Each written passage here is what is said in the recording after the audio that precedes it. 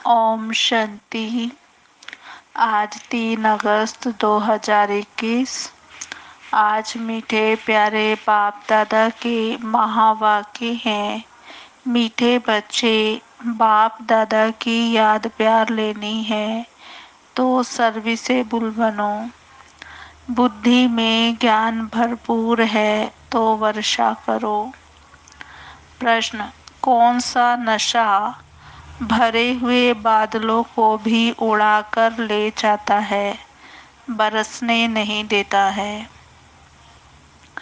कौन सा नशा भरे हुए बादलों को भी उड़ाकर ले जाता, बरसने नहीं देता? उत्तर, अगर फालतू देह अभिमान का नशा आया तो भरे हुए बादल भी उड़ जाएंगे, बरसेंगे भी तो सर्विस के बदले डिसर्विस करेंगे। अगर बाबा से प्यार नहीं, उनसे योग नहीं, तो ज्ञान होते हुए भी जैसे खाली हैं, ऐसे खाली बादल अनेकों का कल्याण कैसे करेंगे? ओम शांति। बाबा कहते, बाकी थोड़े बादल बचे हैं। जैसे बरसात जब कम हो जाती है तो सागर के ऊपर बादल नहीं होते हैं, ठंडे हो जाते हैं, वैसे यहाँ भी ठंडे हो जाते हैं। बादल उनको कहेंगे जो रिफ्रेश हो जाकर वर्षा बरसाते हैं। अगर कोई बरसात नहीं करते तो उनको बादल थोड़े ही कहेंगे। ये है ज्ञान बादल, वह है पानी के बादल।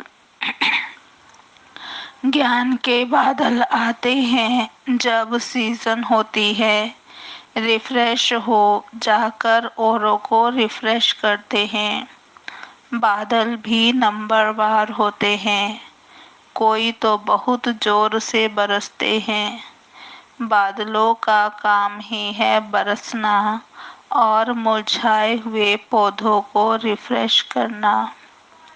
बादल बाबा ने हम आत्माओं को कहा है कि हम आत्माएं बादल हैं और परमात्मा जो है वो सागर है। उस सागर से हम ज्ञान लेते हैं और अनेक आत्माओं को के ऊपर हम ज्ञान की वर्षा बरसाते हैं। तो बाबा ने कहा कि जिनमें पूरा ज्ञान है वह छिपकर नहीं बैठते, उनको बाबा का डायरेक्शन भी नहीं चाहिए, हैं ही बादल।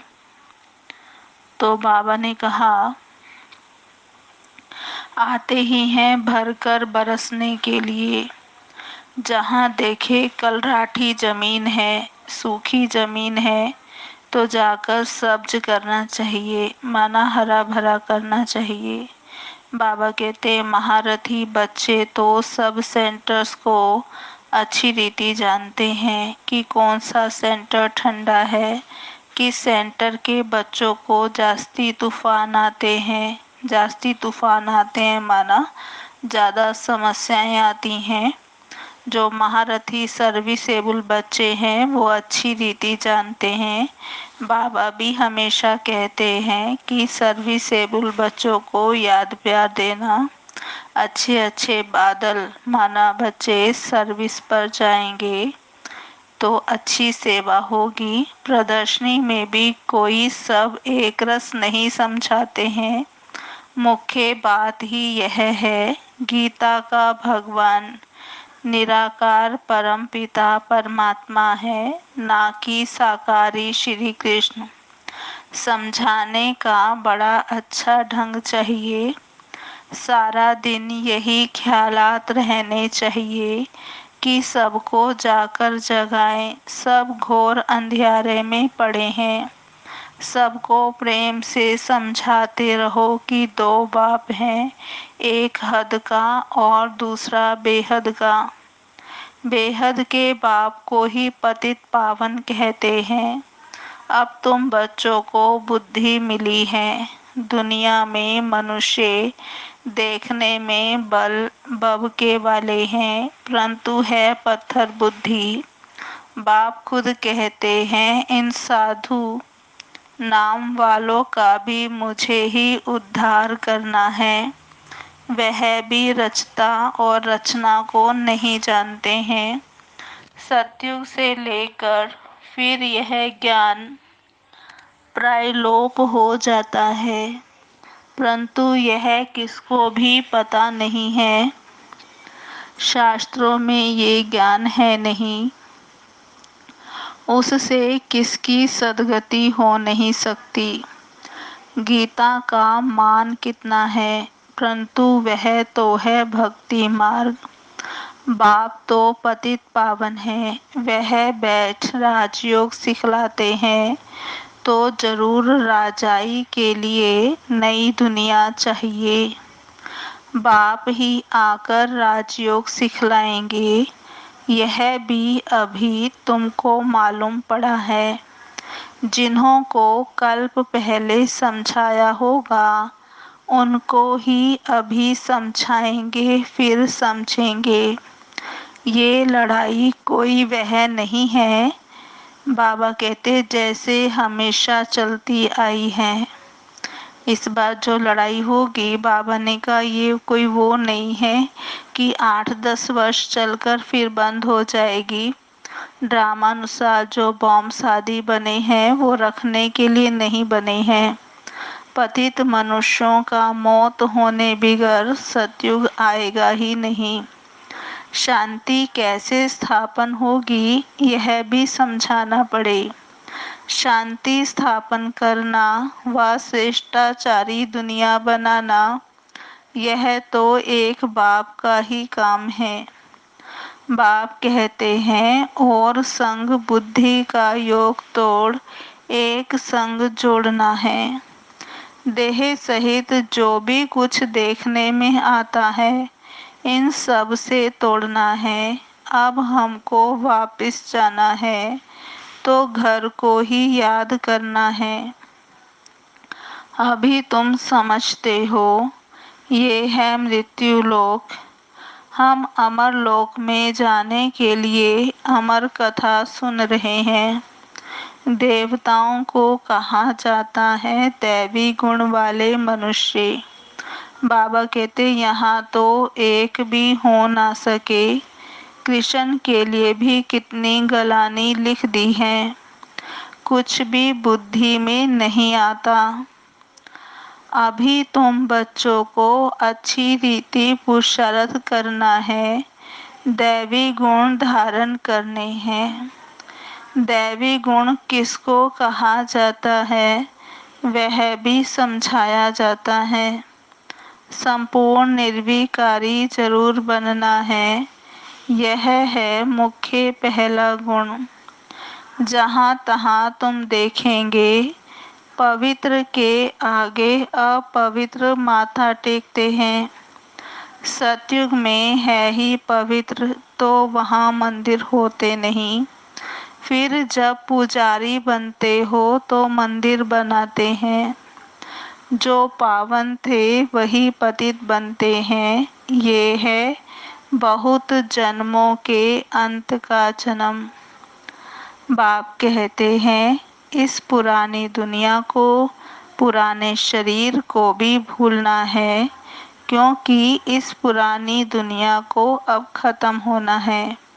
इसे खलास होने में देरी नहीं लगेगी। ये पुरानी दुनिया, धन दौलत, माल मिल्कियत सब गई की गई। थोड़े रोज बाकी हैं। दुनिया में थोड़े ही किसको पता है कि यह पुरानी दुनिया खत्म हो जाएगी। बाबा ने कहा दुनिया को थोड़ा ही पता है कि ये पुरानी दुनिया खत्म हो जाएगी। अब तुम सुनाते हो जब, तो विश्वास भी तो किसी को बैठे तब ना। भगवानुवाच जब समझे तब बुद्धि में बैठे। बाप तुम बच्चों को कहते हैं अपने को आत्मा समझ, मुझ बाप को याद करो। बच्चे जानते हैं बेहद का बाप हमको राजयोग सिखलाते हैं। यह वह सब है आत्माओं का बाप। सब ब्रदर्स हैं। स्वर्ग में सभी ब्रदर्स सुखी थे। कलयुग में सभी ब्रदर्स दुखी हैं। सभी आत्माएं नरकवासी हैं। सिर्फ आत्मा तो नहीं होगी ना, शरीर भी तो चाहिए ना। अब तुम बच्चों को आत्म अभिमानी बनना है, इसमें ही मेहनत है। मासी का घर नहीं है। ये अवस्था पक्की तब हो जब पहले यह निश्चय हो कि परम पिता परमात्मा हमको पढ़ाते हैं। शिव बाबा आते ही हैं इस शरीर द्वारा पढ़ाने। हम भी शरीर द्वारा सुनते हैं, धारण करते हैं। संस्कारों अनुसार ही एक शरीर छोड़ दूसरा धारण करते हैं। जैसे बाबा लड़ाई वालों का मिसाल देते हैं। लड़ाई के संस्कार ले जाते हैं तो फिर उनमें ही आ जाते हैं। अब बाप के संस्कारों का भी तुमको मालूम है कि निराकार बेहद के बाप में क्या संस्कार हैं। वह मनुष्य सृष्टि का बीज रूप है। पतित पावन ज्ञान का सागर है। वही आकर पावन बनाएंगे। बाप कहते हैं मामेकम याद करो तो तुम्हारे जन्म जन्मांतर के विकर्म विनाश होंगे, नहीं तो बहुत सजाएं खानी पड़ेंगी, पद कुछ भी नहीं मिलेगा। अब बच्चे जानते हैं कि बाबा हमको सहज रास्ता बता देते हैं। कहते हैं मन मना भव। ये अक्षर भी गीता में है, परंतु इसका अर्थ नहीं समझते। बाप कहते हैं मामेकम याद करो। देह सहित देह के सब धर्मों को छोड़ अपने को आत्मा समझ मुझ परम पिता परमात्मा को याद करो। याद को ही योग अग्नि कहा जाता है। योग कॉमन अक्षर है, गीता में भी है, परंतु सिर्फ कृष्ण का नाम डाल देने से घोर अंधियारा कर दिया है। अब तुम समझाते हो तो कह देते हैं यह तुम्हारी कल्पना है, कुछ भी पता नहीं पड़ता है। उनको वर्षा तो लेना ही नहीं है। पहले तो जब यह समझे कि यह बेहद का बाप बाप भी है, टीचर भी है, सतगुरु भी है, वह हमको पढ़ाते हैं, यह पक्का निश्चय चाहिए। नए आदमी को निश्चय बैठ जाए असंभव है। कोई कोई नए नए भी सेंसिबल होते हैं जो समझ जाते हैं। कोई तो यहाँ आना भी नहीं चाहते, कुछ भी समझते नहीं, जरा भी बुद्धि में नहीं आता। इतने ढेर बीके हैं, जरूर इन्हों को बाप से वर्षा मिला होगा। वह फैमिली हो गई, नाम ही लिखा हुआ है। ब्रह्मा कुमार कुमारियाँ तो फैमिली हुई ना। प्रजापिता ब्रह्मा की फैमिली कितनी बड़ी है, परंतु यह बातें किसकी बुद्धि में नहीं आ सकती।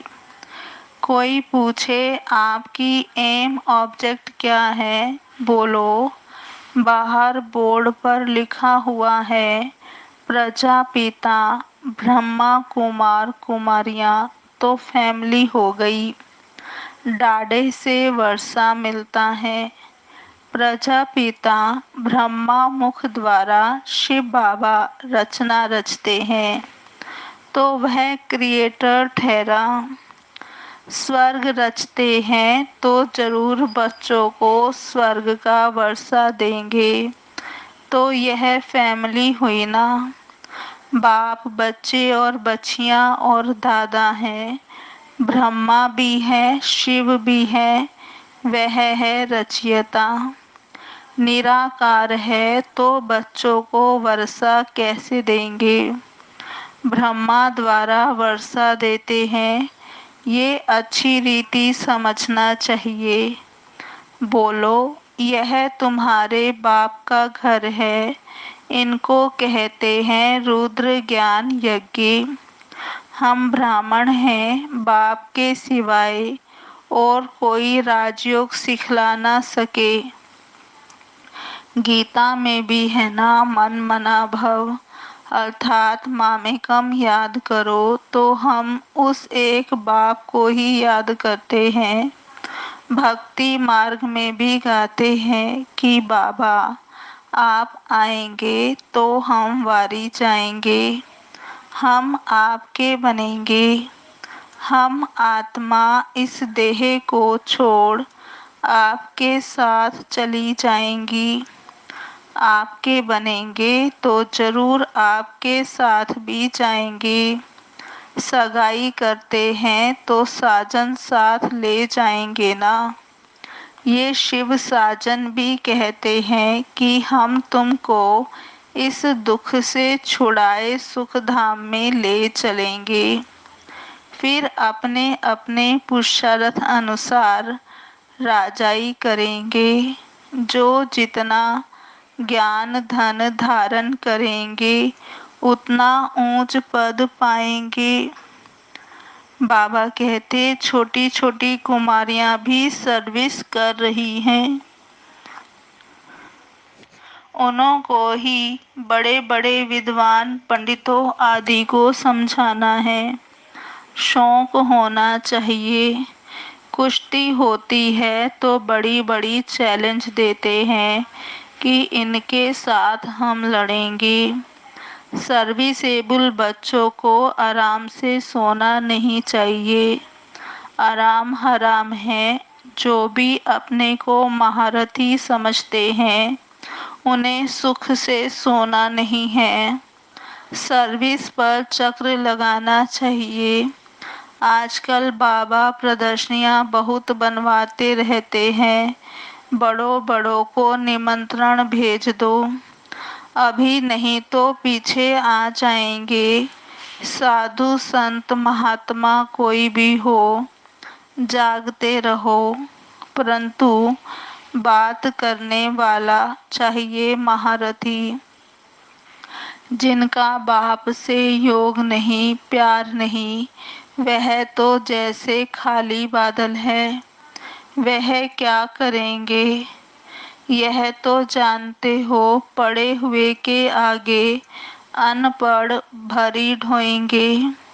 हर एक खुद को समझ सकते हैं। हम कहाँ तक पढ़ा हुआ हूँ, सर्विस करके दिखाता हूँ। अगर बादल भरा हुआ है और बरसे नहीं तो वह बादल ही क्या काम का। हर एक को अपनी समझ चाहिए। फालतू देह अभिमान के नशे में रहेंगे तो ऊंच पद हमेशा के लिए गवा देंगे। बाबा को सर्विस का कितना शौक है। गवर्नमेंट को समझाना चाहिए कि हमको हाल दो, हाल जहाँ पर हम सेवा कर सकें, जहाँ हम रूहानी सेवा कर मनुष्य को देवता बना दें। बाप आए ही हैं राजयोग सिखाने, लेकिन युक्ति युक्त समझाना चाहिए। जो भाषण ही नहीं जानते वह थोड़ा ही समझा सकेंगे। ऊंच पद पा ना सके, पद वह पा सकेंगे जो सर्विस करेंगे। बड़ों बड़ों को लिखो तो इस नॉलेज के बिगर भारत का व दुनिया का कल्याण नहीं हो सकता। एजुकेशन है मुख्य। इन लक्ष्मी नारायण ने भी एजुकेशन से ही पद पाया ना। अगले जन्म में राजयोग सीखे हैं, हम भी अभी यहाँ पढ़ रहे हैं। स्कूल में स्टूडेंट समझते हैं हम यह इम्तिहान देकर फिर जाकर यह बनेंगे। यह तुमको नॉलेज मिलती है, वह इस दुनिया के लिए नहीं है। तुम भी पढ़ते हो भविष्य 21 जन्मों के लिए, प्रारब्ध बनाने के लिए। वह पढ़ते हैं इस जन्म के सुख के लिए, तो वह भी पढ़ना है और साथ साथ यह भी शिक्षा सीखनी है। इसमें डरने की बात नहीं। स्पिरिचुअल नॉलेज क्यों नहीं लेनी चाहिए? चित्र लेकर जाए समझाना चाहिए। बोलो, नॉलेज सबके लिए बहुत ज़रूरी है, परंतु बच्चे अजून खड़े नहीं होते, नौकरी टोकरी में फंसे हुए रहते हैं। बंधन मुक्त हैं तो फिर सर्विस में लग जाना चाहिए। श्रीमत पर सब चलने वाले तो हैं नहीं, बीच में माया घोटाला मार देती है। कोई कोई बच्चों को शौक बहुत है, परंतु नशा नहीं चढ़ता कि हम जाएं, बहुतों का कल्याण करें। तो बाबा भी समझे जब कि बालिग हो गए तो गुटखा क्यों खाना चाहिए। कह देते हैं कि हमको तो भारत का उद्धार करना है, सच्ची सेवा कर मनुष्य को देवता बनाना है। बाबा को तो वंडर लगता है, नशा नहीं चढ़ता, इसलिए बाबा कहते हैं रजो बुद्धि है, चांस बहुत अच्छा है। ऐसे भी बहुत हैं जिनको नॉलेज का घमंड बहुत है, परंतु डिसर्विस बहुत करते हैं। यह तो गुड़ जाने, गुड़ की गोथरी जाने। राहु का ग्रहण बैठ जाता है, बृहस्पति की दशा उत्तर राहु की बैठ जाती है। अभी अभी देखो अच्छा चल रहा है, अभी अभी देखो फिर ग्रहचारी बैठ जाती है, गिर पड़ते हैं। बच्चों को तो बहुत बहादुर होना है, पान का बीड़ा उठाना है। हम इस भारत को स्वर्गवासी बनाकर छोड़ेंगे। तुम्हारा धर्म है नरकवासी को स्वर्गवासी बनाना, भ्रष्टाचारी को श्रेष्ठाचारी बनाना। बाबा नशा तो बहुत अच्छा चढ़ाते हैं, परंतु बच्चों में नंबर वार चढ़ता है। अच्छा, मीठे मीठे सिकिलधे बच्चों प्रति माता पिता बाप दादा का याद प्यार गुड मॉर्निंग। रूहानी बाप की रूहानी बच्चों को नमस्ते। हम रूहानी बच्चों की रूहानी बाप दादा को याद प्यार गुड मॉर्निंग, नमस्ते नमस्ते नमस्ते। सदा रहेंगे हंसते, बनेंगे फरिश्ते, चलेंगे परम धाम के सीधे रास्ते। अच्छा जी, ओम शांति। अब सुनते हैं आज की मुरली के मुख्य पॉइंट्स। पहला है बंधन मुक्त बन, भारत की सच्ची सेवा करनी है। रूहानी सेवा कर मनुष्य को देवता बनाना है। ज्ञान के घमंड में नहीं आना है, रूहानी नशे में रहना है।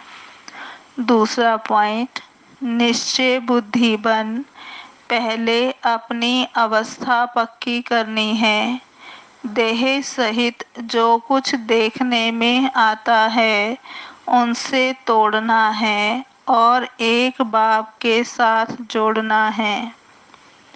आज का वरदान है बाप के संस्कारों को अपना निजी संस्कार बनाने वाले, व्यर्थ व पुराने संस्कारों से मुक्त भव। बाप के संस्कारों को अपना निजी संस्कार बनाने वाले व्यर्थ व पुराने संस्कारों से मुक्त भव। विस्तार, कोई भी व्यर्थ संकल्प व पुराने संस्कार देह अभिमान के संबंध से हैं। आत्मिक स्वरूप के संस्कार बाप समान होंगे। जैसे बाप सदा विश्व कल्याणकारी, परोपकारी, रहम दिल वरदाता है, ऐसे स्वयं के संस्कार नेचुरल बन जाएं।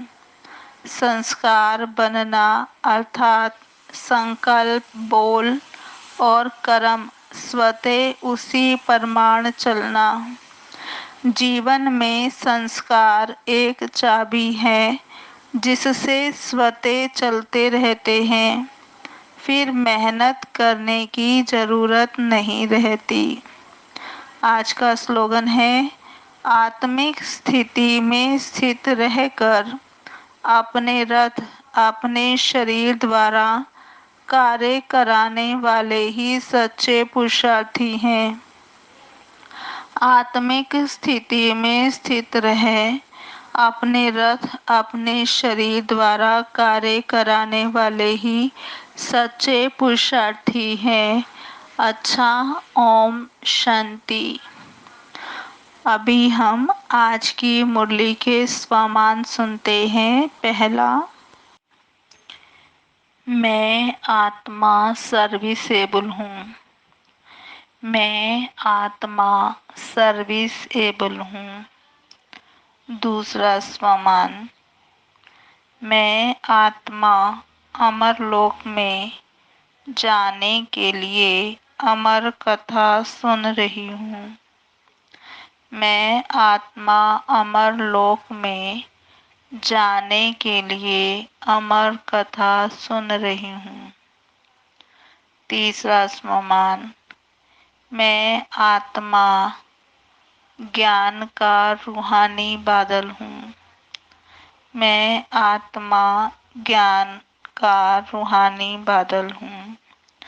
चौथा स्वमान, मैं आत्मा संपूर्ण निर्विकारी हूँ। मैं आत्मा संपूर्ण निर्विकारी हूँ। पांचवा स्वमान, मैं आत्मा आत्म अभिमानी हूँ। मैं आत्मा आत्म अभिमानी हूँ। छठा, मैं आत्मा ईश्वरीय फैमिली की हूँ। मैं आत्मा ईश्वरीय फैमिली की हूँ। सातवां स्वमान, मैं आत्मा बंधन मुक्त हूँ। मैं आत्मा बंधन मुक्त हूँ। आठवां, मैं आत्मा निश्चय बुद्धि हूँ। मैं आत्मा निश्चय बुद्धि हूँ। नौवां, मैं आत्मा व्यर्थ व पुराने संस्कारों से मुक्त हूँ। मैं आत्मा व्यर्थ व पुराने संस्कारों से मुक्त हूँ। अच्छा जी, ओम शांति। अभी सुनते हैं दादी प्रकाश मणि जी की तीसरी विशेषता। दादी जी दुआओं के भंडार की मालिक थी। दादी जी के पास दुआओं का भंडार था। वो सदा कहती, मुझे तो बाबा की और आप सबकी दुआएं चला रही हैं।